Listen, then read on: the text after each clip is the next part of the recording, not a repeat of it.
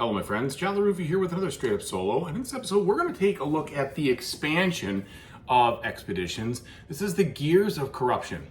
I'm going to tell you about this expansion. I'm going to show you kind of a little bit of it. Because it's an expansion, it's not like I'm going to go through the gameplay, so to speak, but I'm going to kind of give you an example. And also, if you are interested in what I think about the actual solo game of the base game, I already have a review on that. Dig deeper into my channel, you'll find it. Either way, let's go ahead and get started. Okay, folks, and as usual, please like and subscribe to my YouTube channel if you haven't already. If you have, I really do appreciate that support. Thank you very much. So this is what the game looks like in a solo mode.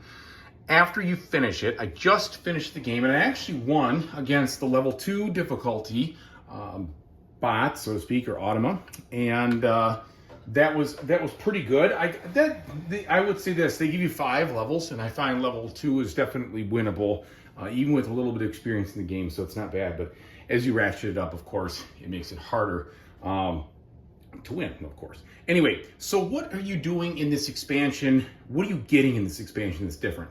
First, you get this card. And this card, or cards similarly to it, are probably one of the most significant enhancements to the game, period. And even if I was to play nothing else, I would always play with this. And what this does is it gives you a starting amount of resources and a wild worker. In this case, I ended up getting 6 guile and then the gold worker. And the gold worker will be able to be used for any card to activate any card color, regardless of the worker color. So you could always play it no matter what. And that 6 guile, or whatever you end up getting between guile and power, gives you the ability to get up out on the board quicker and go work towards things faster, as does having that wild worker. So in the base game, without the expansion, I found myself having to kind of teeter-totter around here for a while.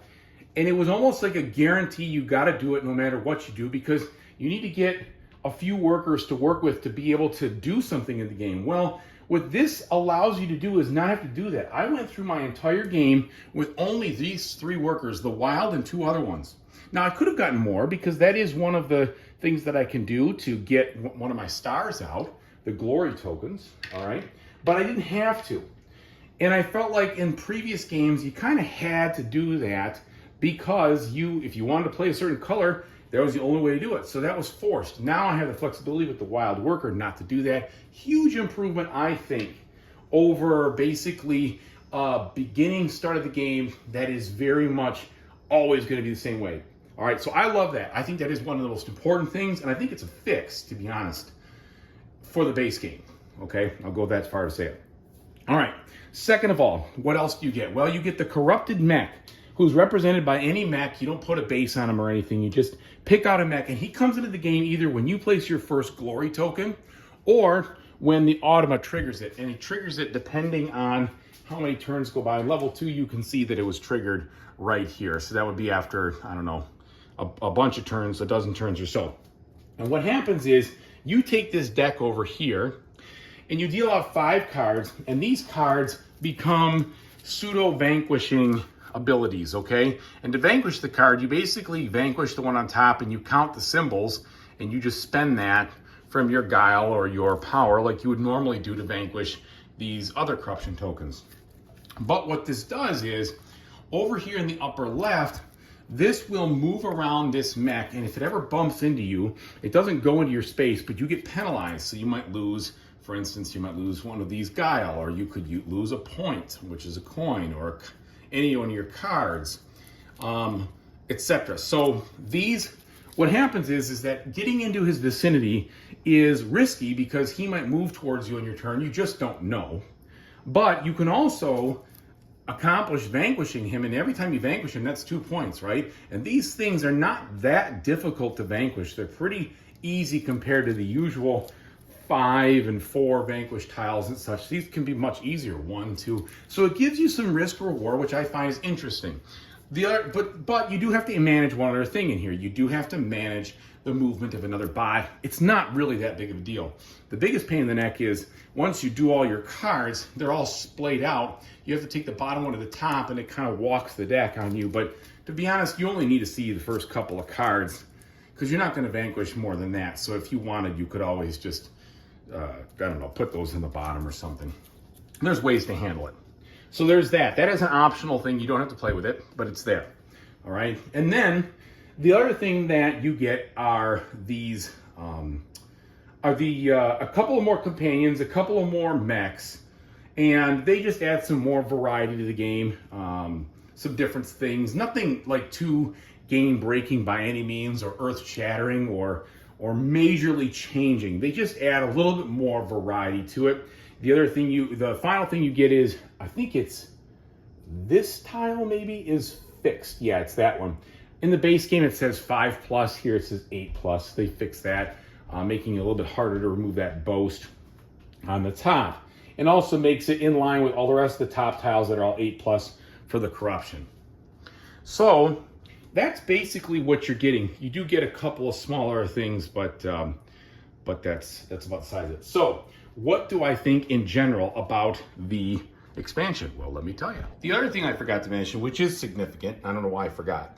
Each of the map tokens now has some reward on them. So when you uncover a new tile, it's more satisfying than it was when you uncovered just a base game, which was just a map tile. And that map tile, it was okay. It would score some points, but it wasn't nearly as satisfying. And I know it worked for this too, but this is better too. Again, just a better quality of life improvement there, giving you more reward for exploration. So I like that too. So that is what you get when you play with the expansion from a solo standpoint. Of course, they also contain components for a 6th player, but obviously that is not going to be something you're dealing with from a solo standpoint. Okay, so what do I think? Well, I'll say this. I feel like everything that was in this expansion should have probably been in the base game. Especially the starting resources and the wild worker. I just feel like it accelerates the game past the first couple of very boring turns. I'll use that word because that's what it is. It's really boring to start this game normally. You're going to have to move to different things, and then it only gets interesting as you get that base down. So this solves that. I think it's very good, and if you like this sort of game, and you watch my other playthrough, or other review, and you think, yeah, that's interesting, you're going to want to get the expansion with this just because of that, for sure, because it just fixes it. All right. Number 2, I think that the different types of mechs provide some interesting benefits, as do the different type of players and companions. Those are interesting too. So I like that. There's no problem there. I also like the fact that there is an aggressive risk element with the corrupted mech. Before, all that the solo opponent was really doing was running out the clock on you and advancing the board, which is fine because that's basically what you do in the normal base game. However, I felt like that was just lacking in, I don't know, just something, right? And I feel like putting that corrupted mech in the game now provides a risk reward kind of thing, which is cool. I like that. And so what I would say is, if you're going to get expeditions, this is one of the few expansions that I would ever use the word essential on. I think it's either you don't get expeditions because there are things about the base game solo standpoint that hold it back, or you do get expeditions and you get it with this expansion. I really don't see a middle ground here, and I'm not usually that polarized, especially with expansions, because what I know about me and expansions are, I always fall for my own line of malarkey, which is the expansion is going to breathe new life into this game. Well, the expansion will help the game maybe, but it never replaces the feeling that you first got when you busted out the game and experienced it from the beginning. No matter what the expansion is, I never double the number of plays I've already had. This one is different in the fact that I think that it makes the game from an average game that I was probably just about to sell to a game I'm going to keep. And I could tell, and that's why I was kind of hemming and hawing. Do I get this expansion or not? Do I get it or not? And because I was really teetering on the fact that I don't know if I like Expedition solo enough, even though I know, the rule, when I presented it in my review, it was fairly positive. But subsequently, I found that the start of the game and knowing about the start of the game kind of made it difficult for me to feel excited about setting it up and playing it. This changes that. It gets me off to a good start, solid movement. I got this aggressive mech that's coming out, so I want to get as much done as I can. And then I got to decide, do I want to try to defeat him and attack him and vanquish him a little bit here and there. Now, you don't get anything bonus. There's no big bonus for striking the final blow, which I think is actually a good thing, because that would be really circumstantial and it wouldn't work. So I think they did it right there, where they say every time you take a card away, it's 2 more points, which I think is good, and I think that's effective. So ultimately, I think this expansion is very good because it fixes things in the base game I didn't like, especially from a solo standpoint. So there you have it. I'm really not wishy-washy on this one. I think it's really important. It's essential, if you will, if you're going to get in Expeditions.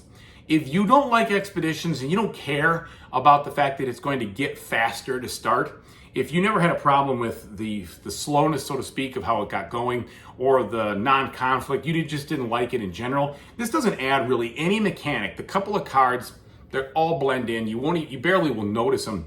The new type of abilities and stuff all blend in. Like nothing really like adds a brand new huge mechanic besides the aggressive mech.